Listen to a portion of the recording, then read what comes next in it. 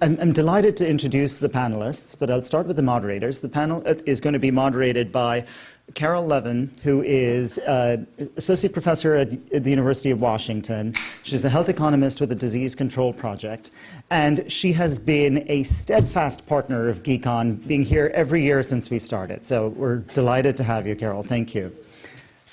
She's going to be joined by Justin White, who has only recently joined UCSF. He is an assistant professor at the Institute for Health Policy Studies, as well as epidemiology and biostatistics. He's a health economist whose work has focused on, among other things, on the use of incentives at an individual level and its role in behavior change. And he's going to actually also be part of the next talk, and we're looking forward to hearing more about his work.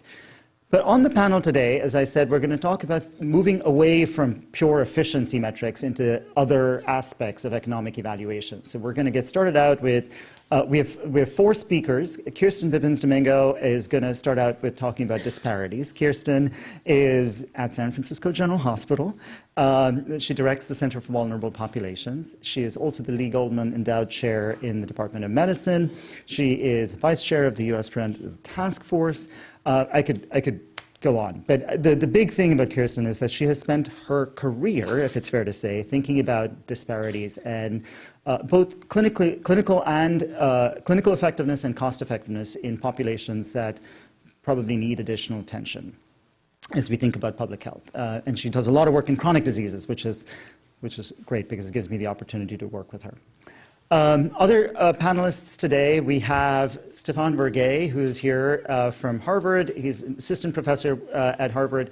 And again, his area of expertise is extended cost-effectiveness analyses. We know that in the US, healthcare is a leading cause of personal bankruptcy. That is also true internationally. When you look at India, and health expenditures on chronic diseases can be a major source of bankruptcy. And so thinking about financial protection and how we value that when we think about cost-effectiveness. So we're looking forward to hearing Stefan's take on that.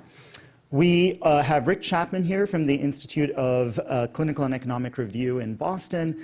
ICER, as it is cleverly known, has been leading the way in thinking about budget impact, particularly from the US standpoint. So you heard some of the conversations earlier where something can be phenomenally cost effective and yet bankrupt the system, completely unaffordable because a large population would be eligible for that therapy. And so thinking about how we can factor that into drug pricing, particularly in the US, but some of the big concepts are applicable in any setting. So we're delighted that you're here. And our last panelist is Juan Lozano. And Juan is at the Mexican Institute of Social Security, and for a variety of fantastic reasons cannot be here. But he has sent us a recording of his presentation, and so we're going to have him here in spirit, talking about how these considerations apply to a large health system or a large public health system that must think about budgetary constraints and financial protection and disparities, et cetera. So I'm really excited. Kirsten?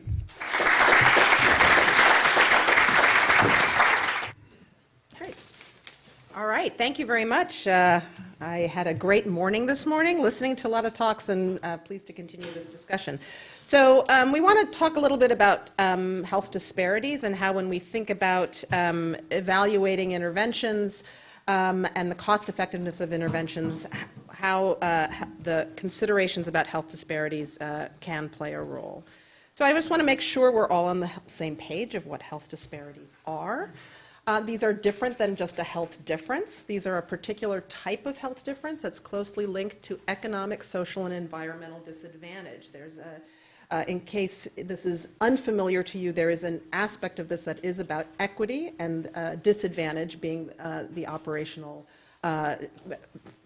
word here. Health disparities adversely affect groups who have systematically experienced greater social or economic obstacles to health based on a variety of demographic and other identifiable factors.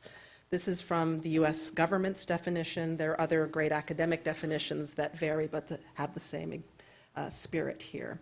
So here's the challenge as articulated by David Williams at Harvard. So to address disparities in health, we have to improve everyone's health, and we have to improve the health of the most vulnerable at a faster rate. So that's the fundamental challenge if what your goal is to tackle disparities. So here's the challenge, that as we think about evaluating healthcare interventions, we cannot take for granted that as we improve health, we will address disparities. There is a lot of evidence to suggest that both that it's not the case and that it in fact will worsen. So this was, I think, very instrumental in this field, the Froelich and Popkin article showing that if we assume that an intervention works the same way in a population and you shift now as a result of the intervention, those groups at highest risk at the tails, the difference between the tails don't shift, right? So everyone, the mean in the population has improved, but the impact on disparities is completely unchanged. And this, I think, is probably what's most commonly seen in many types of healthcare interventions. So everyone's health's improved, disparities remain the same. What Froelich and Popkin argued, though, is that what actually happens is that disparities often worsen in the face of healthcare interventions. And that's because there is variability in the uptake, the impact of the intervention. And whereas one might see the same shift in the mean in the population, there are going to be groups that have concentrated risk as well as groups that have concentrated benefits, and the gap between those is actually wider than at the start of the intervention. And the point to make here, so disparities worsen, the point to make here, and if I could leave you with anything, is that if we believe as a society we want to address disparities, it is not enough to say that improving the health of a population will have an impact on disparities, because there's plenty of both theoretical and actual evidence that this is likely not the case. So this is the work that they included in their article. So cervical cancer screening, the resulting disparities. Women at higher income were more likely to be screened than those at lower income. That's often the case in screening programs. Neonatal intensive care therapies that resulted in increased inequity because they initially reached those who were better off socioeconomically. And then even in health information campaigns regarding smoking, the gap in initiation reflected differences in education because the information campaigns were most effective in those with the highest level of education. So, what we've been trying to think about is when we evaluate interventions, how can we take the concepts, we start with the assumption that it is important to model not just the impact of an intervention, but what might happen in particular groups that are disproportionately affected by a condition, and how can we include aspects of both their likelihood to take up an intervention as well as their underlying condition to adequately reflect the things that might lead to increased disparities. So of course, across things, probably the biggest variable here is the variable uptake or effect of an intervention in a population subgroup, and we usually pay some attention to this. We oftentimes don't have the numbers to know how to exactly model or evaluate this, but I think some lip service is at least paid to this particular aspect of the equation. I think it's worth acknowledging that there may be innate biological differences between groups. While this is not the primary driver of disparities, because these are about the social context that puts groups at disadvantage, there are differences because of the way groups cluster in innate biology that may affect the way a health outcome happens in those groups. What is clear in people from the Froelich and Popkin article, also from the way others think about this and the way if you work in looking in disparities, is that what makes groups who are disproportionately affected by one disease interesting, unique to study, is that they're disproportionately affected by lots of things. And if one doesn't account for the concentration of risk in these groups, one can make a mistake when one is thinking about the effect of an intervention that targets just one particular group. This affects both the concentration of risk as well as the way one thinks about competing risk in these populations. And then I think this is probably the most important, is that the differences in life course trajectories of disease, because these factors that we're talking about, social, environmental, generally affect people across the life course, that taking a small window and looking at the evaluation of a disease really doesn't help us to understand the differences in the life course trajectory of disease in populations that are disproportionately affected by disparities. So I want to talk about two ways we've thought about evaluating public health interventions that take these types of things into account. This is the tool we use. This is a cardiovascular disease policy model.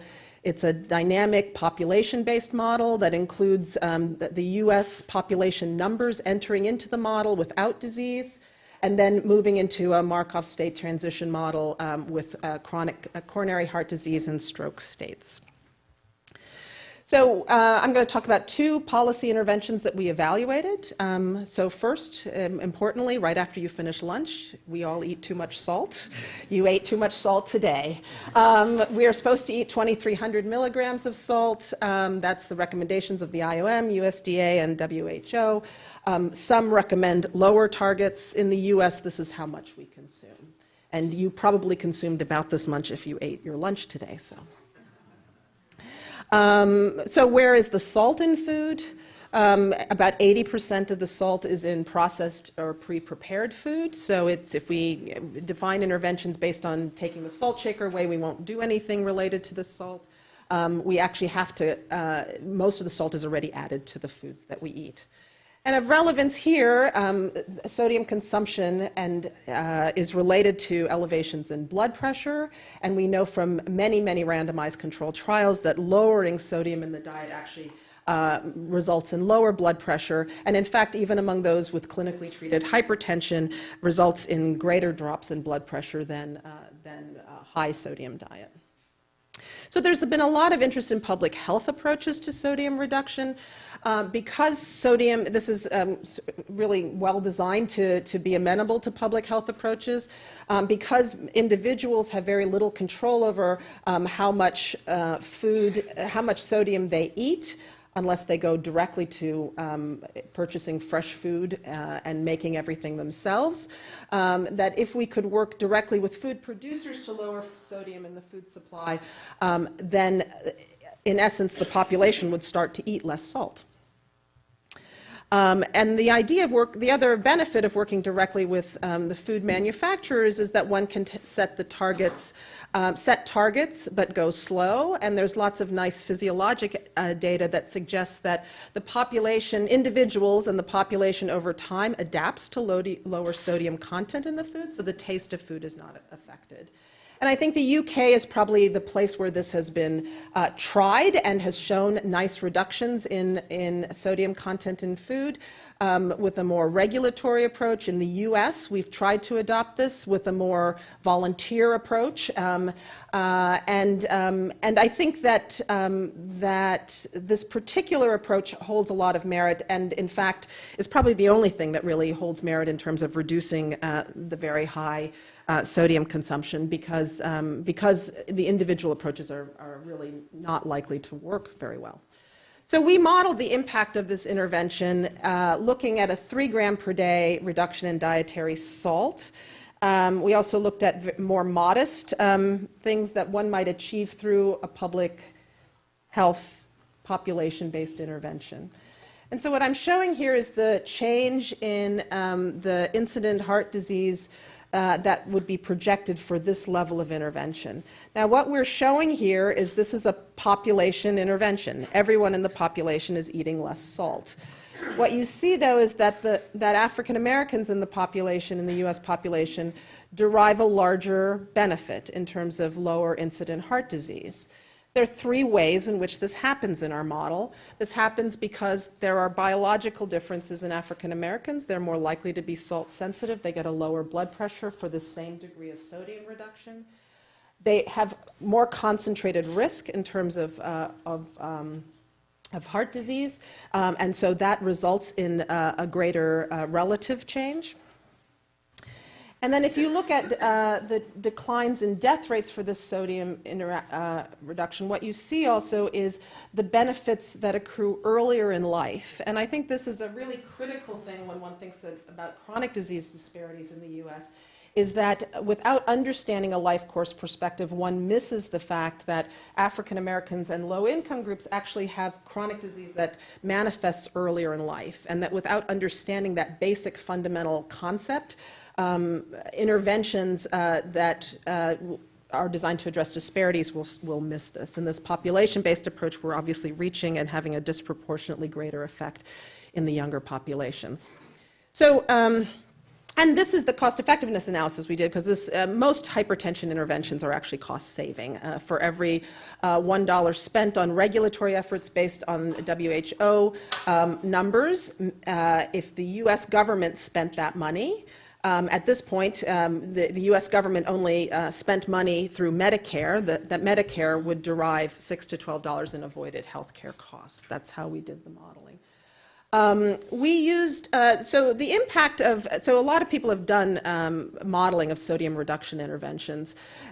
What was interesting to us was to use this type of modeling to actually help policymakers think through what might be the effect of disparities for this type of policy level intervention. And I think in many circles was actually informative to think about a population intervention that benefits the entire US population, but in this case benefits high-risk groups disproportionately. Sugar-sweetened beverages is the other thing we've spent some time modeling. So this is the impact of a penny per ounce tax on sugar-sweetened beverages, showing the large amount in cost savings from cardiovascular disease and diabetes, healthcare costs avoided. That cost saving is larger than the amount projected to be generated from such a tax.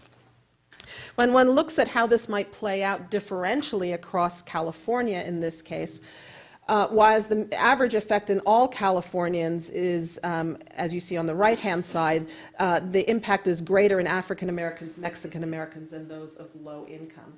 This is assuming the same price elasticity for all of these groups, because the economic analyses at that time suggested that there wasn't a large differential in price elasticities for this particular intervention. This differential is based really just on consumption levels and on diabetes risk levels resulting in these differences. And we use these differences in effect to argue and to talk with advocacy groups about the proportionate benefit that might accrue from these types of interventions. We didn't model a difference in impact of the taxation itself by economic status. In Mexico, we of course have the luxury of looking to see what a soda tax would do. And this is nice work just published last month, not by our group, but showing, in fact, that the soda tax has had its impact. And you can see the green line showing the reductions in soda in beverages that are taxed, whereas there's a slight increase in the beverages that are not taxed. So the tax working the way one would expect. And a differential impact here by socioeconomic status, with larger declines in the low socioeconomic group compared to the high socioeconomic group. And so suggesting that if the same, we don't know if the same would play out in the US, but certainly if we were to model by socioeconomic status in Mexico, this would be something that we would consider as well.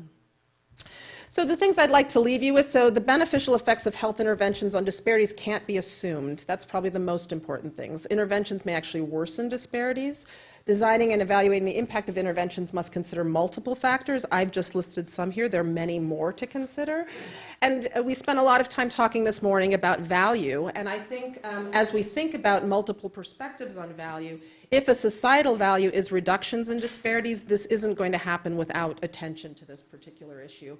And I think both as we think about how to design interventions and evaluate them and figure out how to value outcomes, if alleviating disparities is of value, we have to pay attention. All right.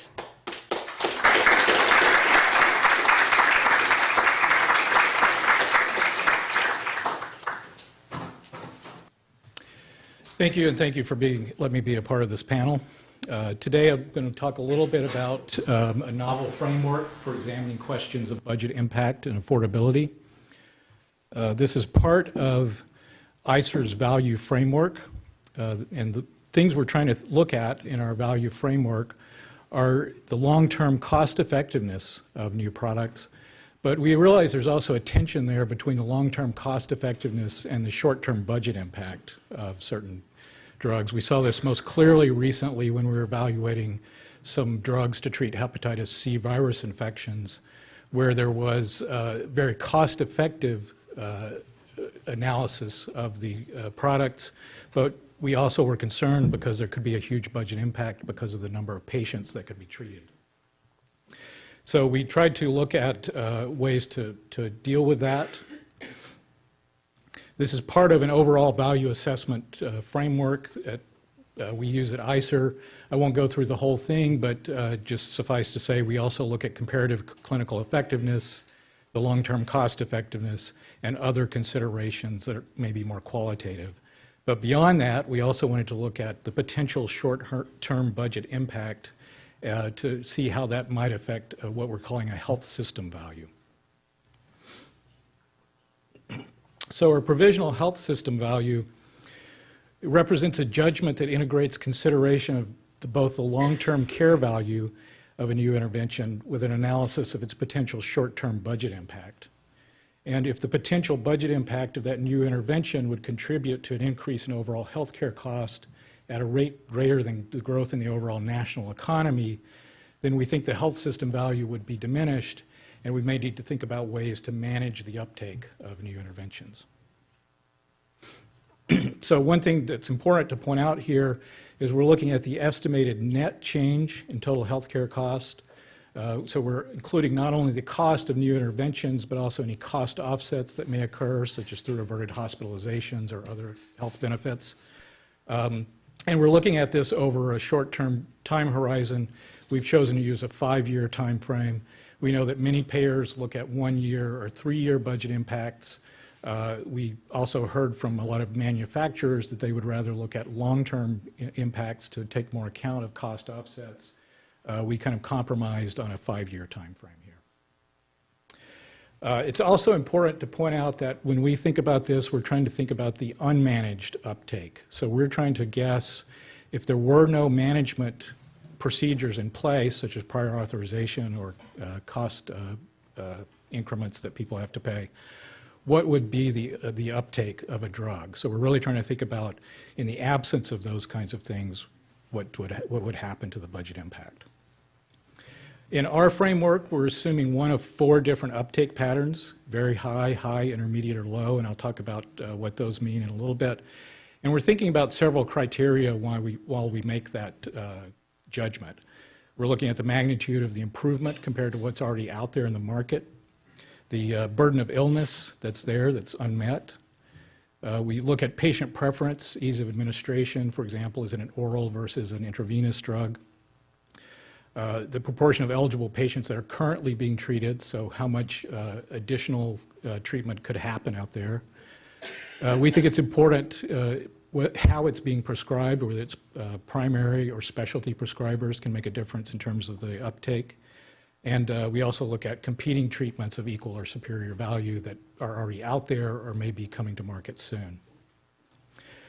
I mentioned we have 4 different uptake patterns, rather arbitrarily. Very high at 75%. We also have a 50% pattern, 25%, and a low uptake at 10%.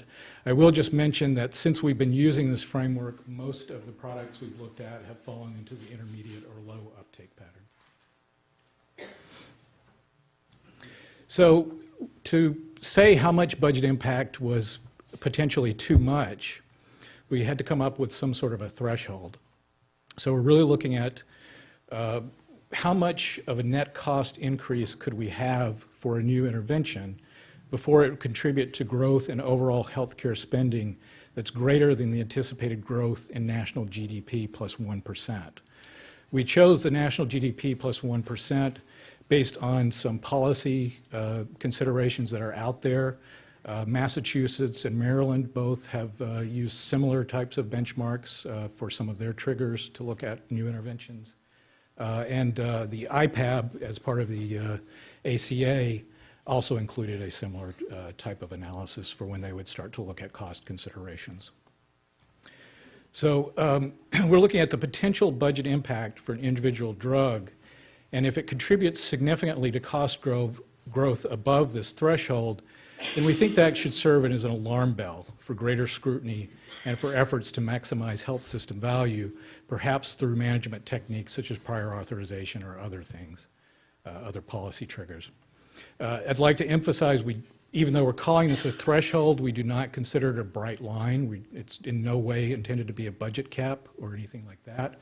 It's really just a trigger to say, here's something you may want to start to think about in terms of budget impact compared to what's already out there.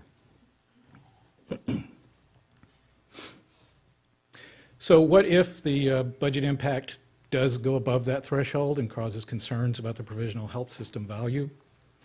Well, then we think that calls for some action steps. And ideally, that would be supported by enhanced early dialogue among the different stakeholders who are involved.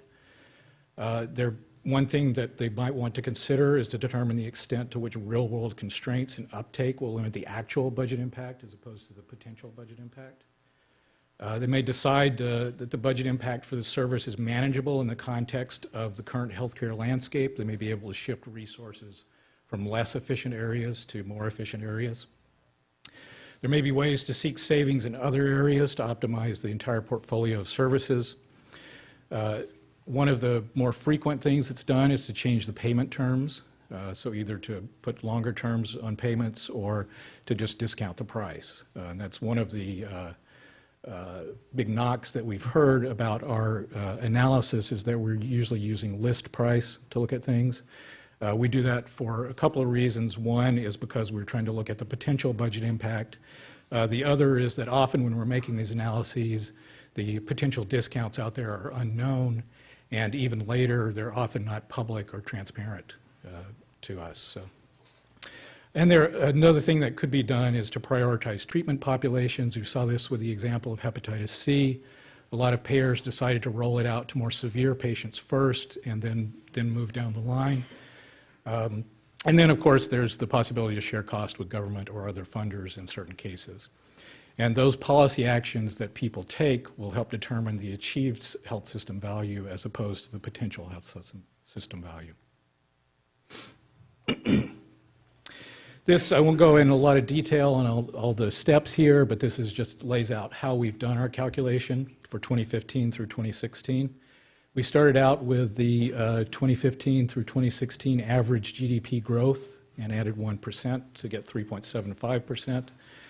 We combined that with the total healthcare spending and the amount of spending that goes to drugs or devices, about 13% to drugs and about 6% to devices. We also look at the number of new products that are coming on the market. We base that on the number of new entrants in the last 2 years.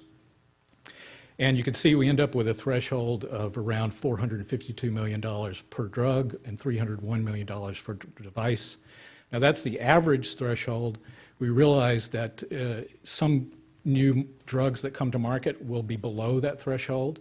And so to recognize that, we kind of arbitrarily doubled the threshold, made it twice the average to go to $904 million for drugs and $603 million per device. We then combine the budget impact threshold with our judgment of the long-term cost effectiveness of drugs to come up with what we call a value-based price benchmark. This is the price that we think represents the price at which patients in the population being considered could be treated with reasonable long-term value at the individual level, and at the same time have added short-term costs that would not outstrip growth in the national economy. So basically what we do is we start out with value-based prices that would get a drug or device to $100,000 or $150,000 per QALY. And then we look at the potential budget impact.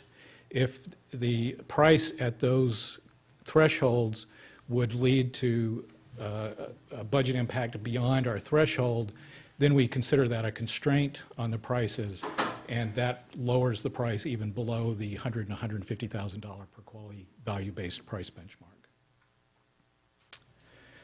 So in summary, there's several value frameworks that are out there that have been created recently, looking at the prices of new high-impact drugs and devices. We think there's a need for this because there seems to be a disconnect from at least perceptions of value out there. We think that very high potential budget impacts must be managed to sustain healthcare systems regardless of cost effectiveness and efficiency. That's something that needs to be integrated into our decisions around value. And that explicit consideration of health system budgets and affordability should now be part of that value conversation. Thank you.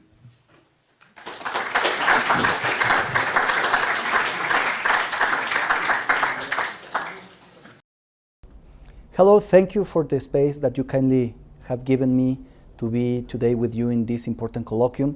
I want to express to all of you my appreciation for your attention and also my regrets for not being able to be personally with you due to issues that are beyond my control. And I want also to express my appreciation to my friend Jim Kahn, who kindly invited me to join all of you very respected fellows in the field of health economics. My sense is that we are living very difficult times, very challenging times. Maybe I wouldn't be wrong if I could point these times as the most challenging in our modern history. And I am not only talking about health. I am talking about every single aspect of social and economic life. Let's see the facts. We are aging as an entire society, but we are not only aging, we are growing older and we are suffering from diseases that we take with us during our entire lifespan until we die. And the thing about this is that as we grow older, we are having more non-communicable diseases. We have lots of years of not healthy lives, and we are having lots of years, we are suffering lots of years with non-productive lives. And the facts show to us that the demands placed already in the field of healthcare are indeed huge. And there is no way we are going to find enough budget to afford the demand of healthcare that we are producing nowadays just for one single reason. And it is lifestyle and the decisions we take about our own physical activity. The facts are indeed challenging. And if we talk for a moment about a single concept, which is inequity, we could be talking about a situation, a scenario that we have not seen ever in history. From one end, we have a very tiny dot. This tiny dot is composed by few people in the world who have access to communications, who have access to information. This tiny amount of people are taking smart decisions related to health care, and to lifestyle. They understand physical activity as a necessity on a daily basis, and they take smart decisions on their nutrition. This tiny group of people will take advantage of the scientific developments. They will take advantage of medical developments, and they will be able to continue gaining life expectancy. They will be placed in a very special point in the context of our entire global society. This tiny group of people will be able to live longer and more productive lives. They might be living life expectancy that could reach 85 years or more, and a very important amount of these years, maybe all these years, they will be productive, or they will be able to have a productive social life. And from the other end, we have a huge amount of the world population, very big, of people who do not have access to information. And even if they have access to information, to a specific scientific information, they do not know how to process this information, and they will be taking the wrong decisions in terms of lifestyle and physical activity. They will be continuously endangered by the consumption of processed foods with added sugar, and they will be suffering a situation which has already taken place in our continent. Let me give you one single piece of data. According to the Inter-American Observatory of Social Protection, people in the American continent, people in the Americas, are already losing 11 years of healthy life before dying. This means that if a society has 75 years of life expectancy, it's very likely that at the age of 64, the average person won't be able to work and will be needing lots of support from the medical and economical standpoint to survive and to pass through life. What can you imagine which could be the impact of this huge amount of people suffering diseases for a long period, demanding resources for a long period, suffering this pain and the disintegration of their social entities, of their families during these long periods, while we have a tiny group of people who will be living healthier, longer, more productive lives. The difference between one group and the other group will be huge. Maybe something that we haven't seen ever in history. But there isn't only this problem. This huge amount of people will drain resources. And this makes me believe or make me assess the situation in physics terms. If we think for a moment about the forces of gravity in physical terms, we understand that gravity pulls.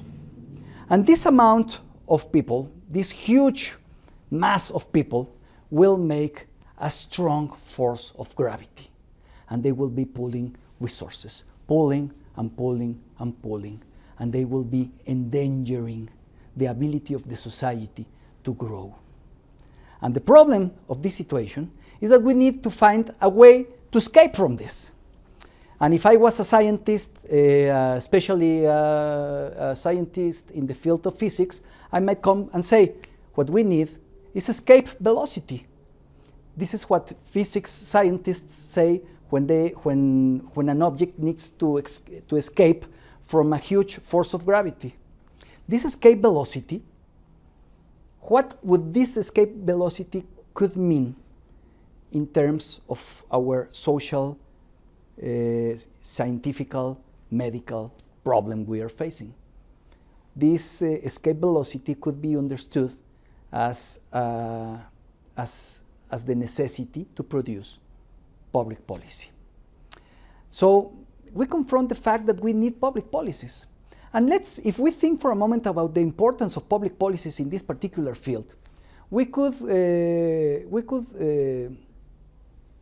throw a glance to the past and see that some good things have happened before. For instance, when we noticed that tobacco represented a threat that could endanger our ability to live longer lives.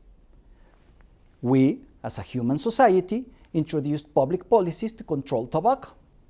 Then, when we noticed that alcohol could represent a threat that could reduce the lifespan of people, we introduced public policies to control alcohol.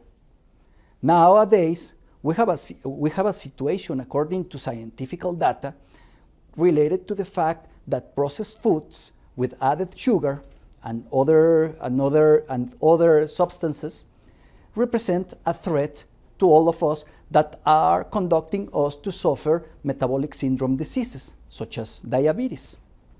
And the situation in this case is that we do not see many public policies on that field yet.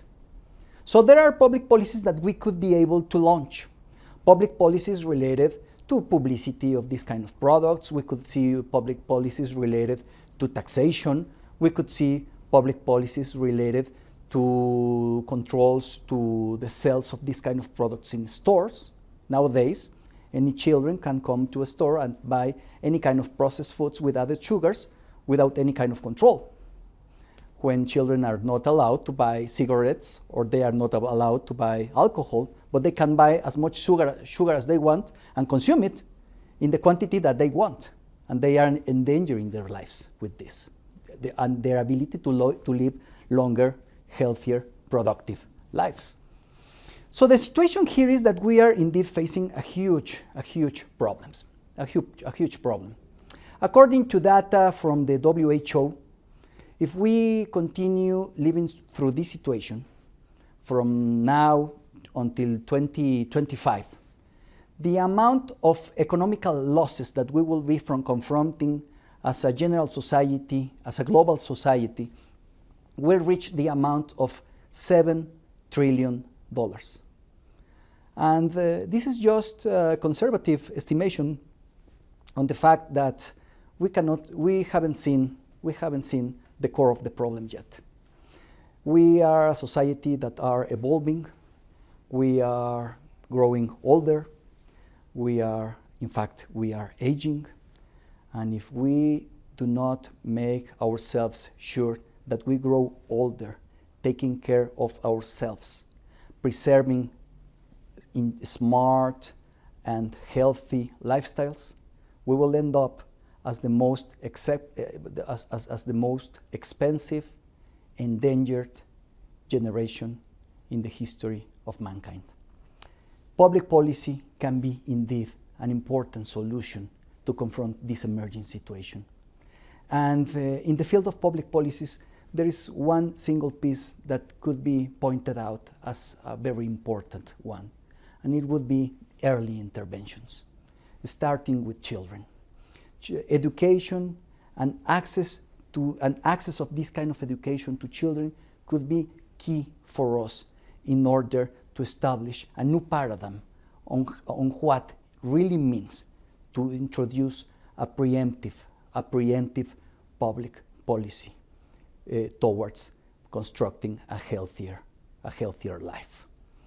Rather than thinking on how to have early detection of diseases, it could be great if we could be able to, in fact, prevent the diseases at all.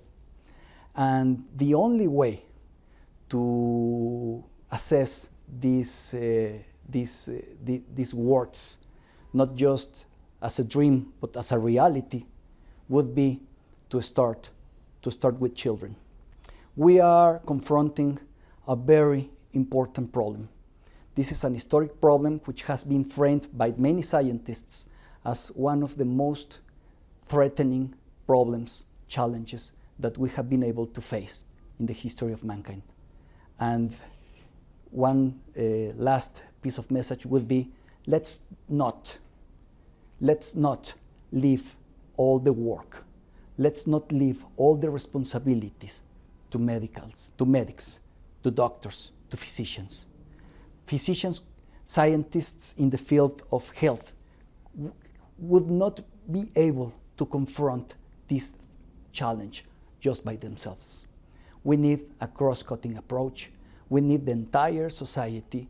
We need governments, society, NGOs, companies, private sector, private along with public sector and international organizations working together in order to find those public policies that could enable us to construct a new generation of citizens of the world who could be healthier, more productive, and happier. Thank you so much for your kind invitation to join you, and wish you the best for this very, very interesting colloquium.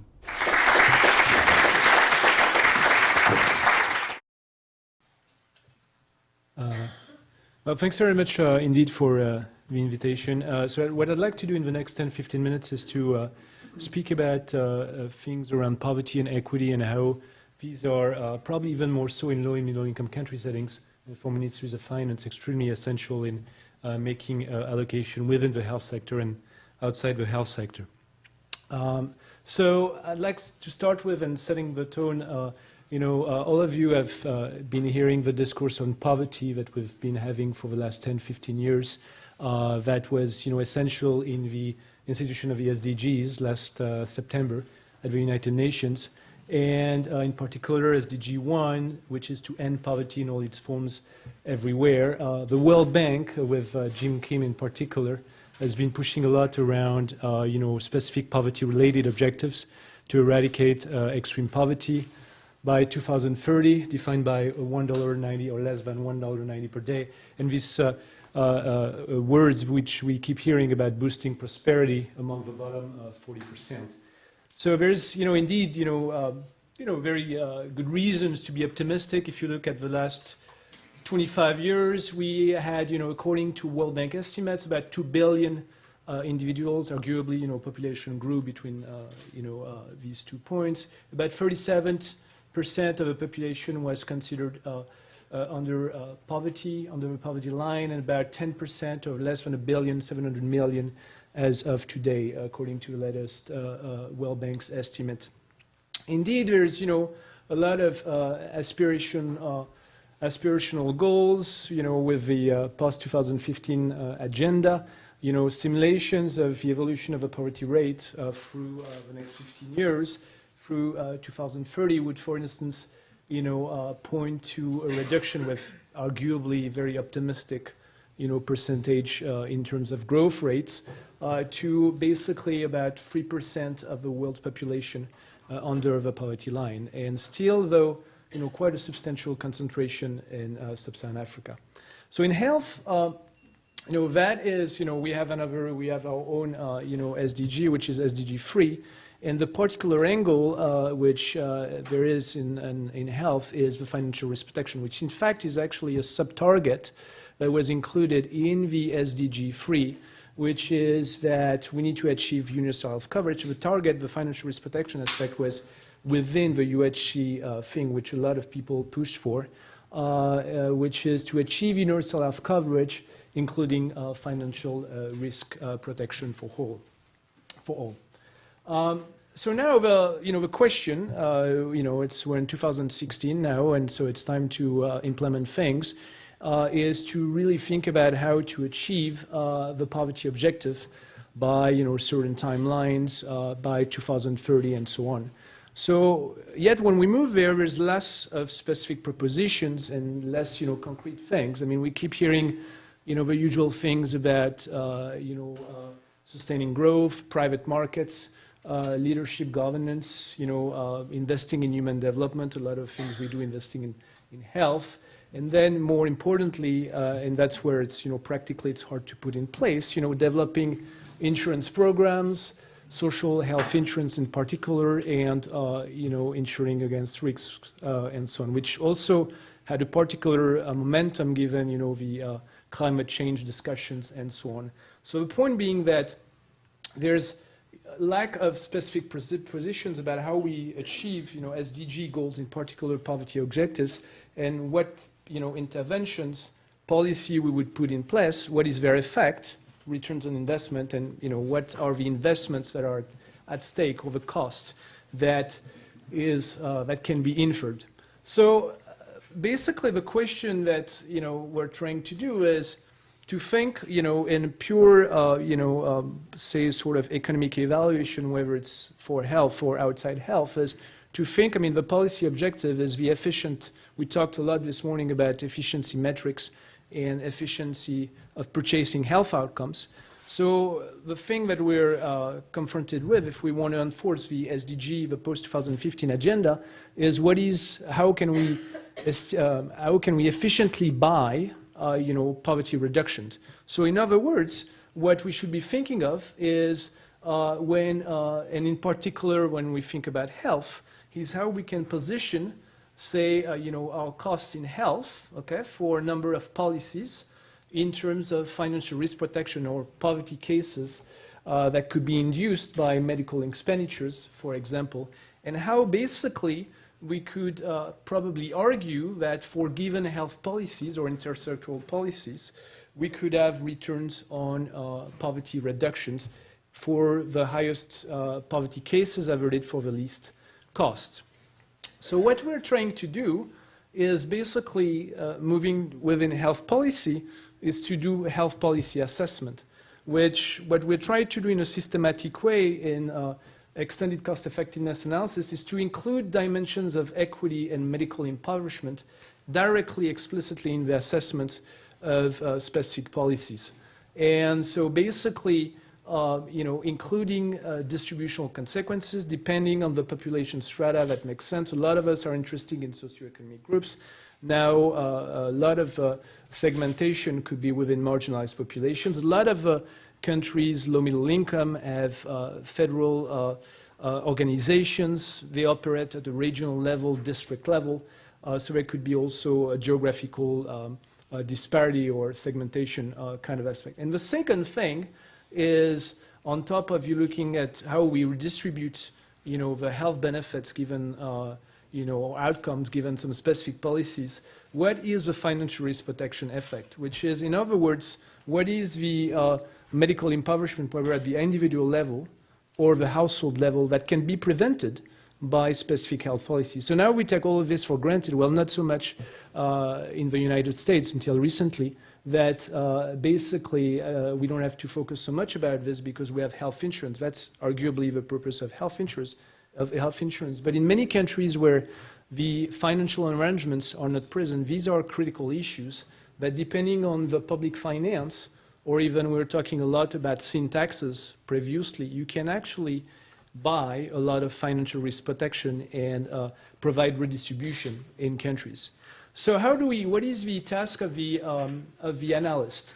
Well, the first thing is to think about, if we think about the SDG framework, and that we are in 2016 and we're trying to go along the projections, say, or trying to accelerate the projections that the World Bank, or others are showing, is to think about what poverty can be addressable.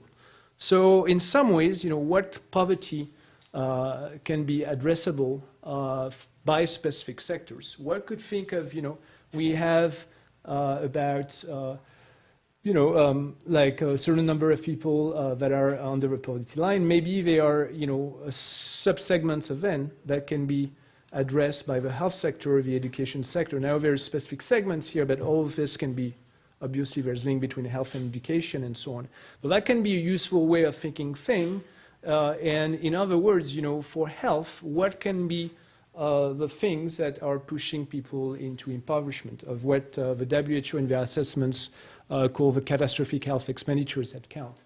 So within health, what we basically, to think about financial risk protection and sort of poverty reduction of policies, what we need to first do is to understand maybe what is a systematic burden by different causes. These can be different conditions, but this also can be like different systemic drivers, transportation costs, drug prices, and so on. So then if we know this, we can remedy to the problems with the enforcement of specific policies. So here's, for example, for instance, an example where we try to look at a systematic breakdown of illness-related poverty related to direct medical costs at the onset on some specific conditions where for the country of Ethiopia, low-income country in East Africa with 90 million people, 500 GDP per capita, for those who don't know.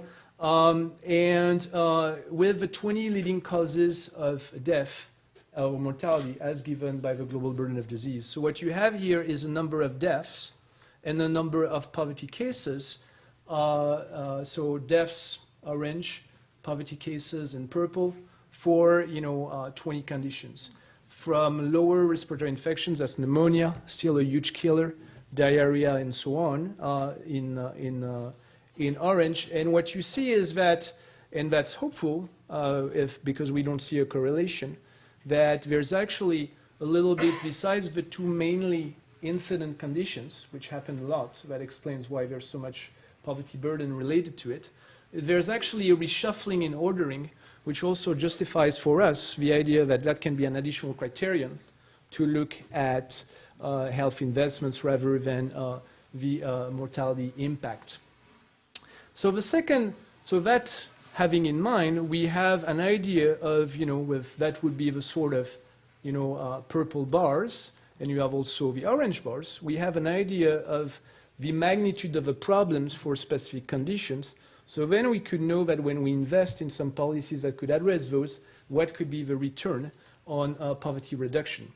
So the second step is what we all do in cost benefit analysis or cost effectiveness analysis, which is to identify the best buys in poverty reduction. So here is basically, not the same thing, but focusing on a number of interventions that would be publicly financed that would be in an Ethiopian setting.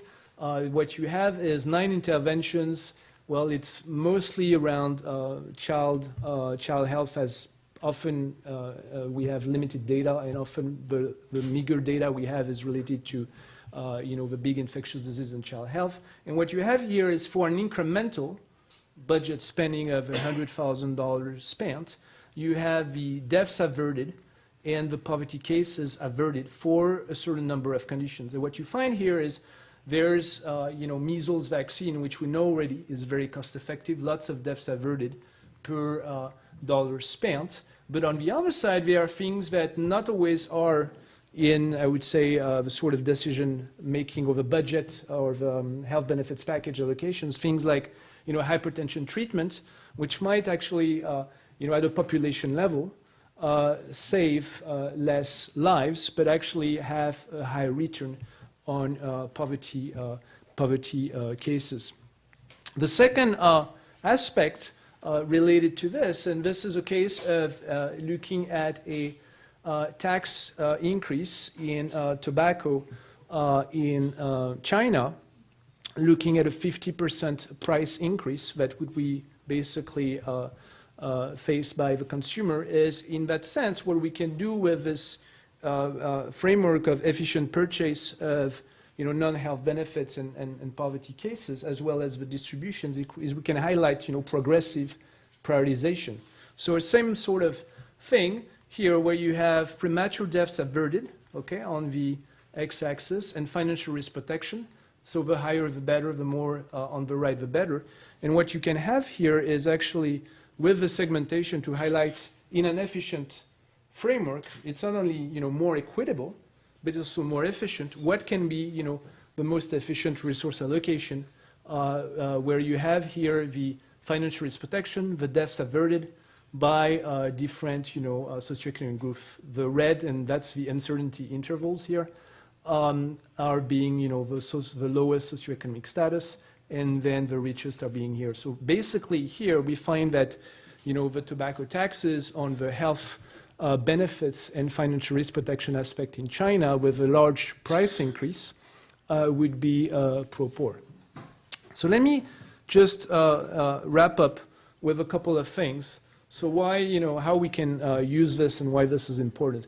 Well, the first thing is, and it touches upon, although I think we're trying to be more parsimonious in terms of criteria we like to include, but this is touching upon a little bit the MCDR, the multi-criteria decision analysis, which is we give another figure of merit in this context per budget or dollars spent for within the health sector to think about things and resource allocation.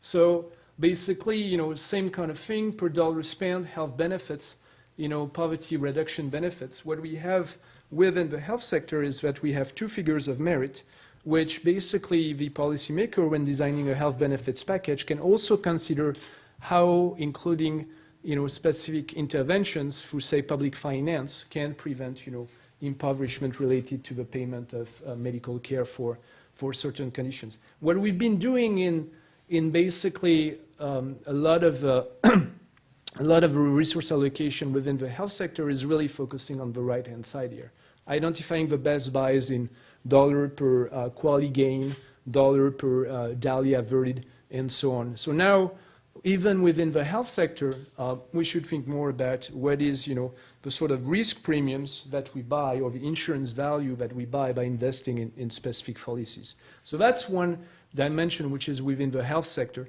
The second, probably much more important, is that we can use this, and it's very, relevant in the context of, development and economic development and the SDG, is that this is very relevant for priority setting without, priority setting beyond the health sector, which is by explicitly, taking a metric of, or, transforming a financial risk protection aspect or poverty cases due to specific illnesses and so on, and the prevention of it, we can directly position investments in health in terms of poverty reduction and advancing towards the SDGs.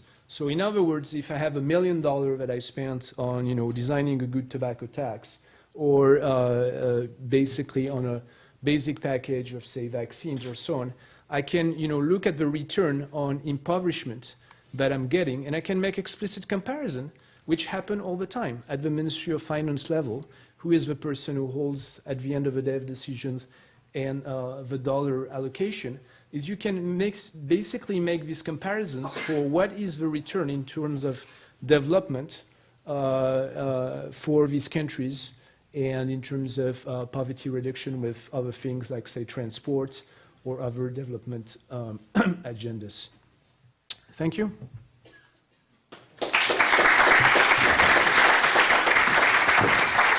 So I just want to thank all the speakers for bringing up issues that definitely went beyond standard economic evaluation, cost effectiveness. We heard about policies that can reduce disparities across socioeconomic groups, gender, race. We heard about the importance of budget impact analysis and consideration of affordability. We heard about trade-offs between efficient purchase of financial risk protection and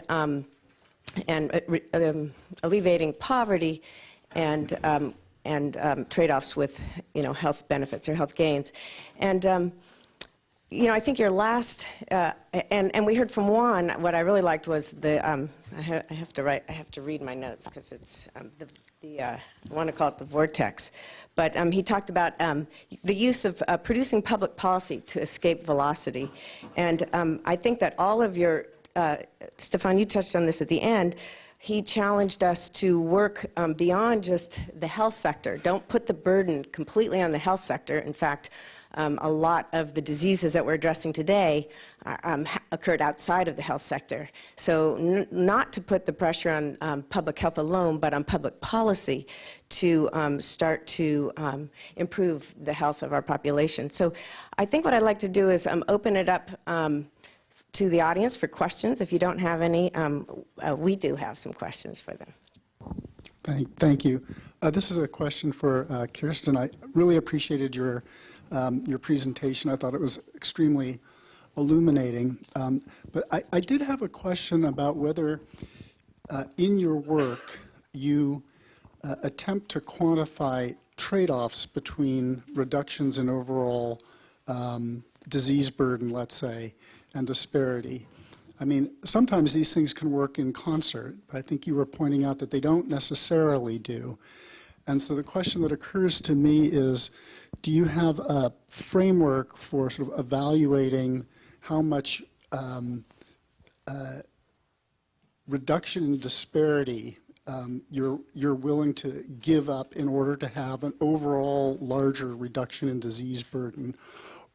or whether you think that's even a useful place to go.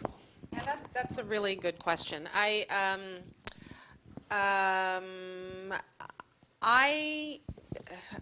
guess I come from the frame that we are not that good at targeting the disparities piece of it, and I think we're better at targeting overall health if we're trying to do that.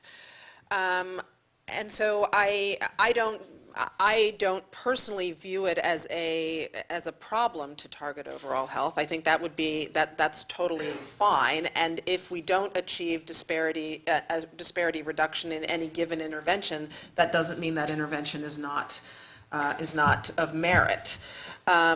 I guess I mostly err on the side of that I don't think we pay as much attention to the disparities alleviation, and that is itself of benefit. And so mostly I don't think we appreciate that within our frameworks and the way we think about value. But I don't know if you have a specific example. Well, I was just thinking, in general, I hear people, and I don't mean you, but I hear people sort of conversing about different criteria for resource allocation. And of course, cost effectiveness is a major one, front and center. And then people say, well, but we care about distributional effects too.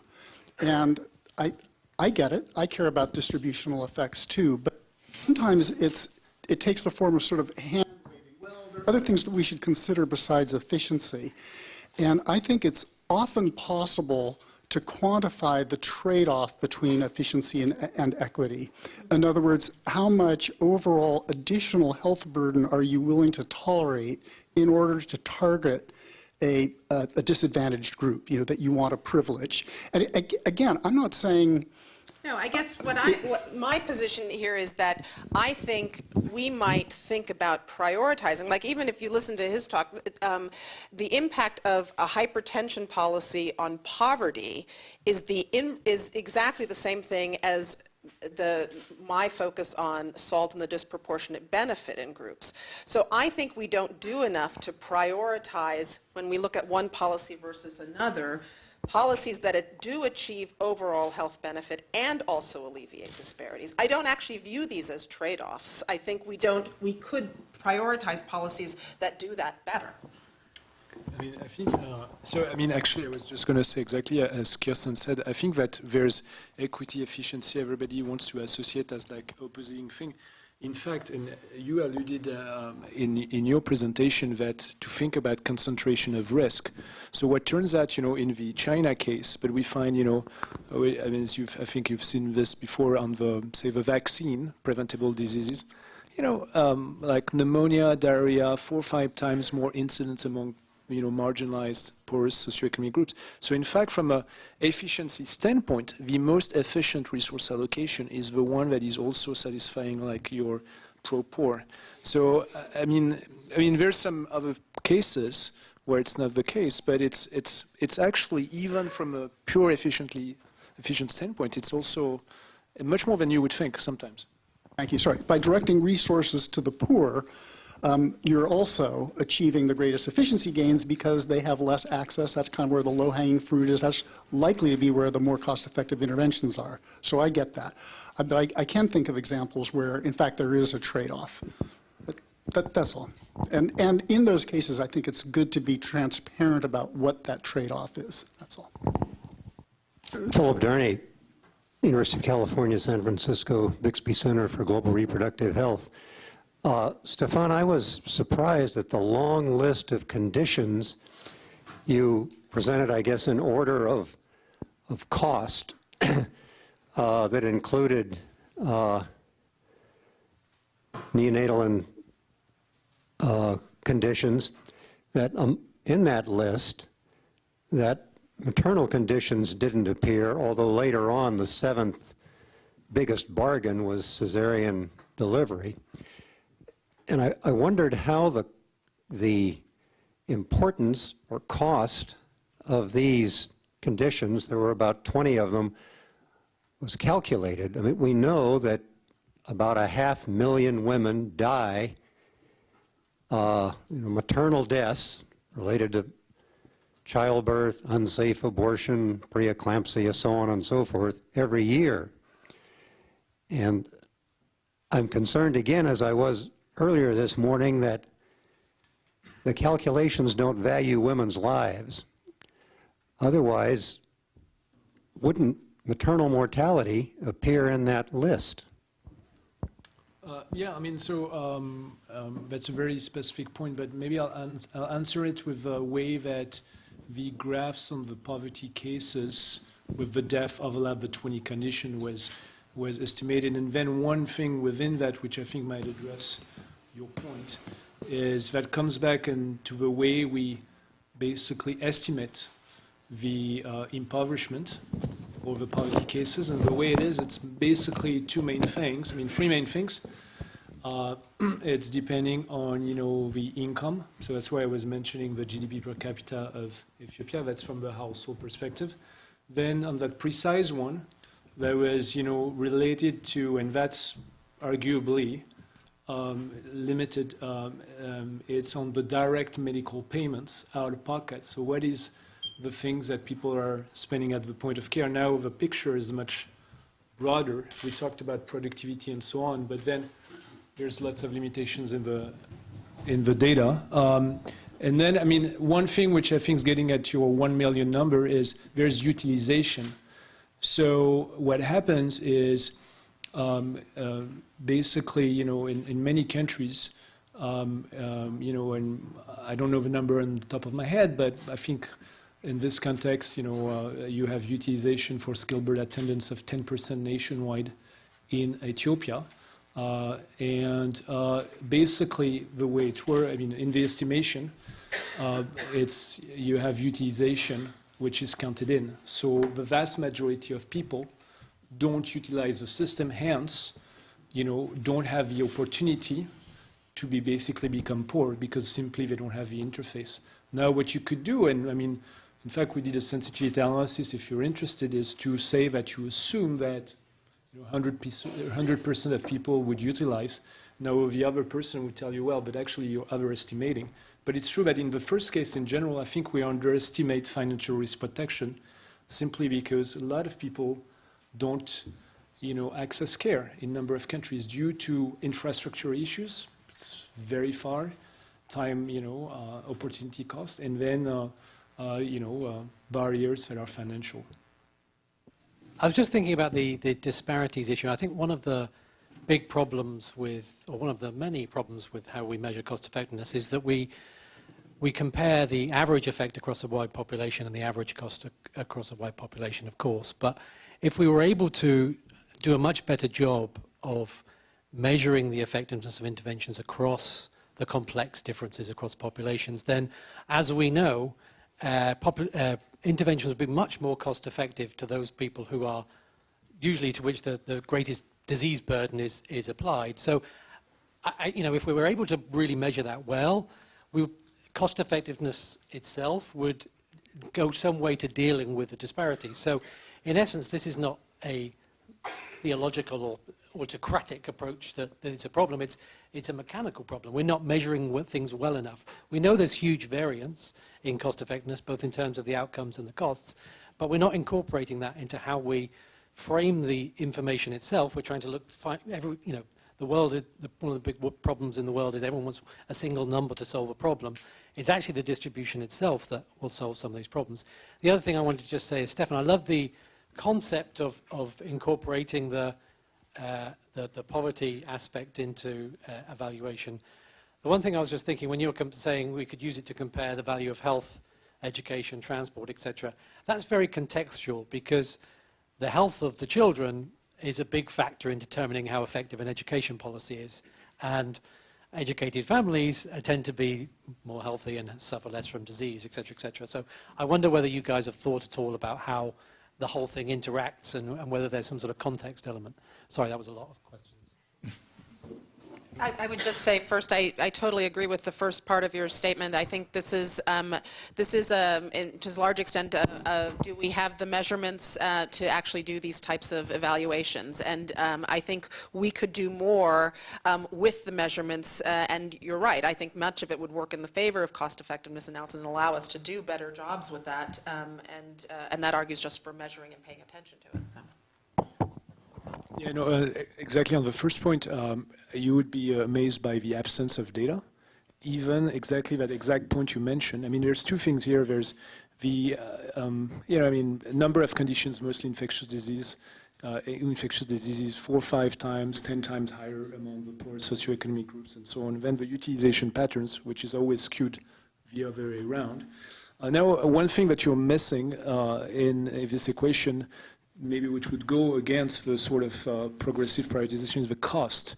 We also have very little information on actually the marginal cost. You know, the immunization, for instance, for polio, I mean, what is the cost, the marginal cost of getting these last doses of polio vaccines and so on? So it might be that on the denominator, I'm not saying that would be necessarily the case, but the cost of increasing coverage is not exactly linear. And again, these things we don't, even though a country like Ethiopia, in each health sector meeting, equity is the single big thing on the agenda and so on. The second thing, you're absolutely right. I mean, this is really intersectoral, and this is fair to say. This is work in progress, and it's much easier to look at in sort of like the health kind of things, but especially health and education, and there's like arrows in all dimensions.